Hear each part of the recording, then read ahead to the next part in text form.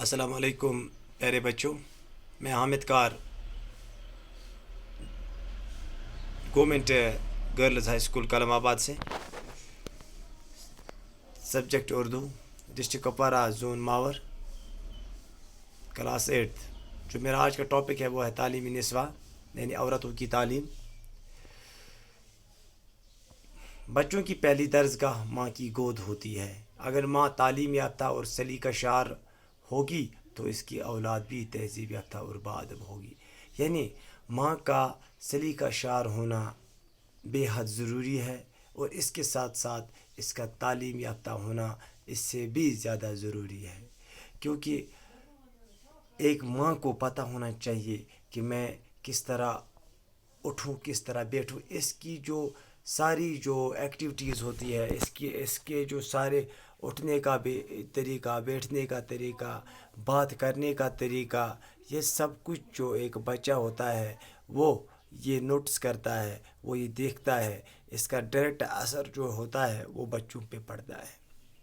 سلیقہ شعر اور تعلیم یافتہ بیوی اپنے شوہر کی کمائی انتہائی کفایت شعری سے خرچ کرتی ہے۔ یعنی ایک جو تعلیم یافتہ بیوی ہوتی ہے وہ اپنے شوہر کی جو کمائی ہوتی ہے، جو وہ کماتا ہے دن بھر، اس کو وہ اچھی طرح پراپر یوز کرتی ہے، وہ فضول خرچی نہیں کرتی ہے۔ اس کو پتہ ہوتا ہے کہ کل جو ہمارا فیوچر ہے کس طرح آگے بڑھے گا، کیونکہ یہ ایک تعلیم یافتہ بیوی ہی کر سکتی ہے۔ اکارڈنگ ٹو بجٹ وہ چلتی ہے۔ اگر اس کی انکم 10,000 ہے تو وہ اسی کے حساب سے چلتی ہے کہ میں کس طرح کہاں پہ ان پیسوں کا استعمال کروں۔ اس کے لیے ضروری ہے کہ ایک بیوی جو ہے وہ تعلیم یافتہ ہو، جس کو پتہ ہو کہ بجٹ کس کو کہتے ہیں، جس کو پتہ ہو کہ یہ جو پیسہ ہے یہ کس طرح مجھے خرچ کرنا ہے۔ دنیا میں جس قدر نامور ہستیاں گزری ہے، ان سب نے تعلیم یافتہ ماؤں کی گود میں پرورش پائی ہے۔ ان میں سکندر اعظم، سر سید احمد خان، ٹیپو سلطان اور علامہ اقبال قابل ذکر ہے۔ یعنی جو بھی بڑی بڑی شخصیتیں گزری ہے اس دنیا سے، ان سب جو یہ شخصیتیں ہیں، ان سب میں ان کی جو مائیں تھی وہ سب تعلیم یافتہ تھی۔ چاہے وہ سر سید احمد خان کی بات کرے، ٹیپو سلطان کی بات کرے، سکندر اعظم کی بات کرے، یا علامہ اقبال کو کون نہیں جانتا ہے۔ ان کی جو مائیں تھی وہ تعلیم یافتہ تھی، اور انہوں نے ہی ان کو اچھی طرح پرورش کی۔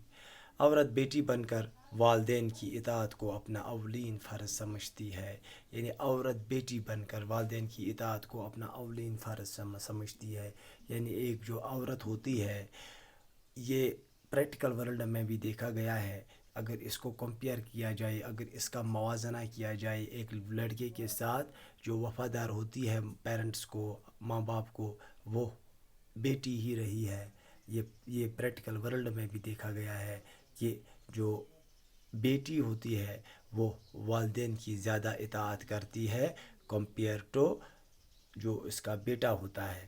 تعلیم یافتہ خواتین اپنے بچوں کی حفاظت اور تربیت نہایت احتیاط سے کرتی ہے۔ جو تعلیم یافتہ خواتین ہوتی ہے، جو تعلیم یافتہ مائیں ہوتی ہے، وہ اپنی بچوں کی حفاظت احتیاط سے کرتی ہے۔ ان کا بچہ گھر سے نکلتا ہے، وہ یہ دیکھتی ہے کہ وہ کہاں پہ گیا۔ اس کے ہاتھ میں سیل فون ہوتا ہے، وہ یہ چیک کرتی ہے کہ یہ وہاں پہ کیا دیکھتا ہے۔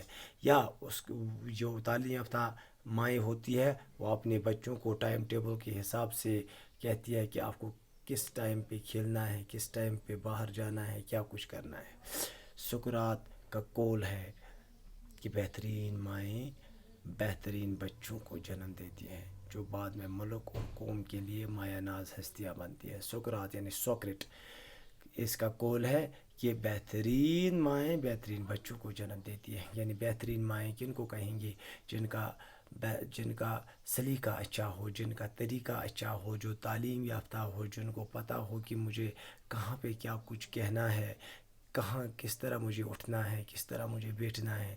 یعنی اسی کو کہتے ہیں کہ بہترین مائیں، کیونکہ ایک بچہ جو ہوتا ہے وہ یہ چیک کرتا ہے، وہ یہ دیکھتا ہے کہ میرے جو پیرنٹس ہیں وہ کس طرح اٹھتے ہیں، کس طرح بیٹھتے ہیں۔ یہ ضروری ہے کہ ایک ماں جو ہے وہ یہ اپنے بچے کو اچھی طرح پرورش کرے، اور یہی آج کا ہمارا مضمون تھا تعلیم نسواں۔ بہت بہت شکریہ۔